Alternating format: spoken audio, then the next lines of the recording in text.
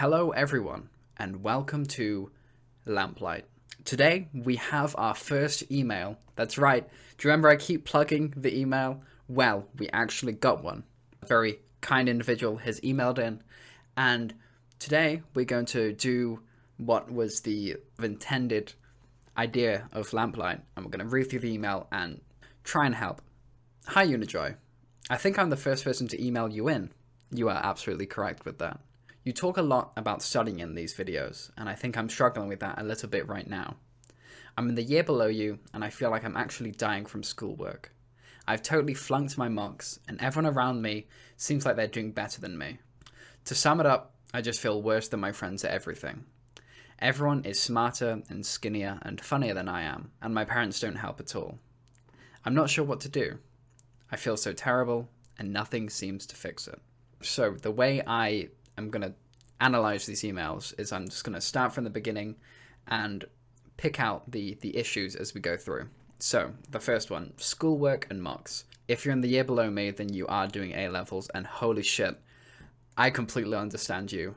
The schoolwork that they set, the workload of A-levels is so unbelievably large, and if your education was also disrupted by COVID like mine was, it's a real shock to the system. I've had a lot of sleepless nights of just doing work. My main advice to you here is whenever you get a free lesson, whatever you call it, do your homework. This was the best thing for me. As soon as I got a free lesson, I would just do the homework immediately. And if I had more time, then I would, go see people or I'd revise. But that's my number one tip for you. And as for your mocks, you've probably heard other people say this, but mocks are not the be-all, end-all. It is just a gauging of where you are at this point. It's a really faulty system because testing is a really bad system, but it's what we're stuck with. So don't pin all of this failure from your mocks onto you. You could not have prepared more than you already had. Look, if you're in first year and it's March, you have so long to prepare. You have over a year to prepare. I've got 2 months and I haven't even started. But you have enough time in the world to turn this all around. I'll tell you, I got a C in my first politics mock. And the most recent one I just did, I got an A star. You have time and you have the means to turn this around if you are really that stressed about it at this point in time. Next, everyone around me seems like they're doing better than me. Look, man, you do not know what is going on in everyone's life.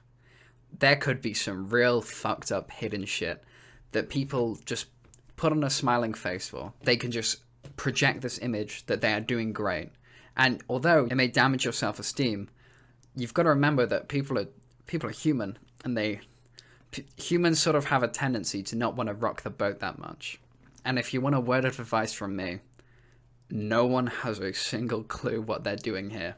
No matter how sorted they think they may be, unless they're Jeff Bezos who can sit on their tower of money like Scrooge McDuck, no one has any clue. And this way of thinking is very damaging, very toxic to your mental health. But hey, let's say this is all true, and everyone is doing better than you. If everyone is against you, then make the change and be in your own corner. You owe it to yourself as a rational and living individual to be in your own corner. Fight back against this. If you see everyone doing better, bring yourself up to that level. Hell, maybe even bring yourself above their level. Obviously, way easier said than done, but you owe it to yourself to at least try. Next is the what I'll deem as the insecurity bit about being smarter, skinnier, and funnier. These societal pressures that people place on you are just that. They are societal. They're not real, if that makes sense. Obviously, they're real within the society, but they're bound to that society. It's a concept. These things are changing and these things are developing. And if someone's making fun of you for your weight, I don't know what to tell you. They are just a closed-minded and very sad individual that cannot understand that everything's always changing, and there's not an answer to how you're meant to live your life. I'll give you a little example. So let's say 1960s. If I took a man from the 1960s with his long hair and his bell-bottom jeans and his non-showering because he's living in his little commune and brought him here today. Now, he may have been the height of fashion in the 60s. He's going to get made fun of today. If I grabbed Henry Tudor, the King of England, and I brought him here today, people would make fun of him. He's wearing like stockings and really baggy shorts. If you genuinely think that there's a set way that you're meant to be, then that is just norms and values of socialization digging into your head. And hey, if you do subscribe to these, it's going to take away your individuality. I had a whole thing growing up where I just wanted to dress in a certain way, and I couldn't because I was terrified of being made fun of. But I started to do it, and I realized I stick out like a sore thumb here. But people looking at you strange, they'll give you one thought maybe, and then you're out of their head for the rest of their life. People don't give a shit about you as much as you think. My advice to you is to stride on. Maybe you're not as skinny as someone else. Who cares? Actually, who cares? In ancient Greece, it was a sign of respect to have a small penis. If you went around telling people you had a small penis today, don't try that. Don't try that. I'm not endorsing that. But let's say you've strided to be your own person, and there are still things that you don't like. You wish you were smarter. You wish you were skinnier. This is a pre-made to-do list for you. You know exactly what you don't like about yourself. Be active and make that change. Again, easier said than done. But as you become less insecure about these things, the more confident you'll become, and eventually things will just become easier. It'll be easier to make change in your life.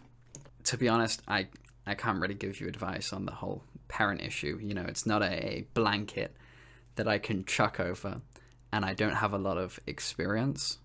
So, and for what to do, here's my ultimate advice for you. Take time to fix and improve your mental state, because that is the drive behind everything you do. What I found was helpful, maybe you found it less helpful if you have done this, but I made lists of everything that was going wrong, so I could visualize it and it was there in front of me. There wasn't just loads of thoughts flying about, because thoughts tend to spiral, but you can't really spiral with just biro. Start with the small things that are in your control and sort of build your way up. And as you build up, things will get harder, but they'll get easier, if that makes any sense whatever. Think of it like a video game. If I was to put you at level 1, fighting the final boss, you're going to get your ass kicked, There's no way you can start revising 6 hours a day if you still have a massive workload and are completely insecure about yourself. But as you progress through the levels, you gain more knowledge and understanding of the game.